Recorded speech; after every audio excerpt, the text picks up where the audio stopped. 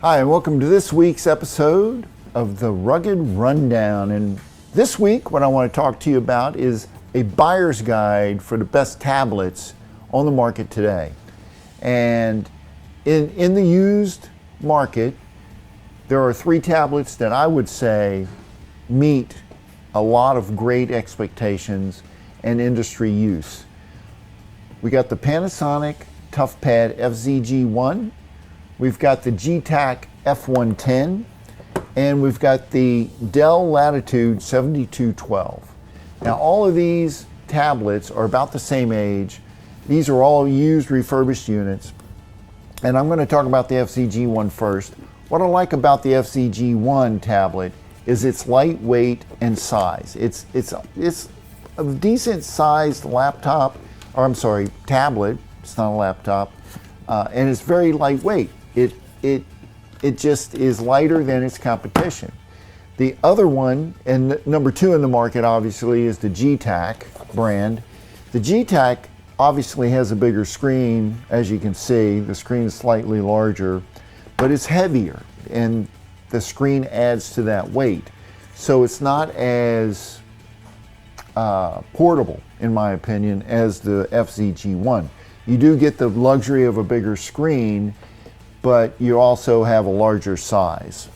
Now, the Dell kind of ranks right up there, but it's lighter weight than the Getac. When I hold these two, the Getac is a little heavier. The Dell, of course, is third in the market.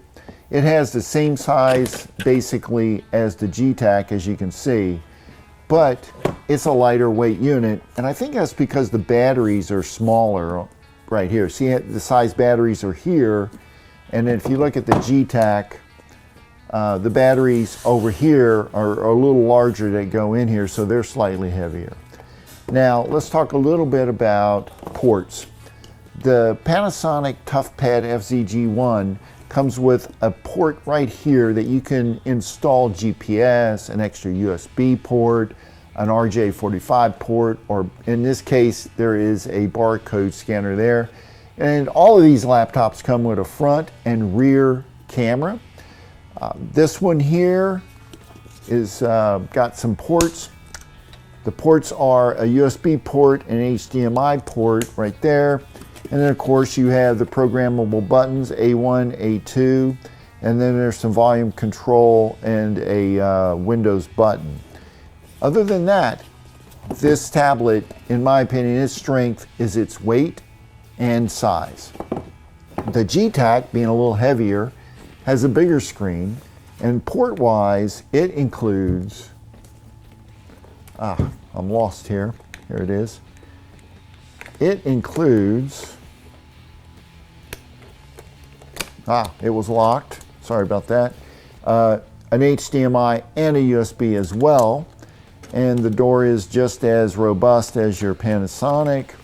Now, the only thing that this Getac does not have is the upgrade port like the Panasonic has.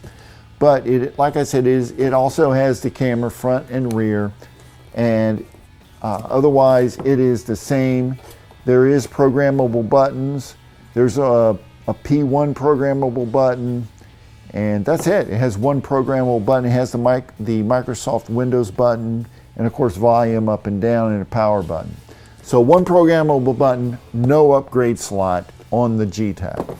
Now the Dell also has the front and rear camera. The ports on this unit are here. Now I don't like the port covers as well as I like on the Getac and the Panasonic, but you do get more ports on the Dell.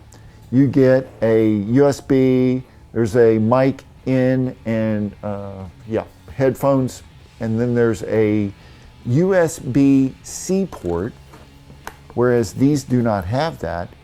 And then over here you have, of course, the power port and that sort of thing. And another nice feature of the Dell, on the back, you're able to add an upgrade module on the back. It sticks out a little bit, but you can add things like a RJ45 jack, maybe some extra USB ports, things of that nature. You can just attach with two screws that will dock on the docking port right here. It also has 2 batteries. Now the Panasonic, speaking of batteries, the Panasonic only comes with 1 battery, but you can get the extended battery and it sticks out a little more, but you get more hours out of it. The Getac, you've got just 2 batteries underneath this cover here. Now, which one is the best that I like? The very best, the one that I like, of course, I got to default to the Panasonic, only because it gives me the best size, the best weight. It's lighter and more upgrade buttons as far as programmable buttons, and you get this slot here that you can upgrade with different items, whereas the other 2 upgrading is a little trickier. Well, that's all I got for you on the buyer's guide for tablets. I hope you guys enjoyed it. Leave your comments down below. Let me know what you think, and I'll see you guys next week.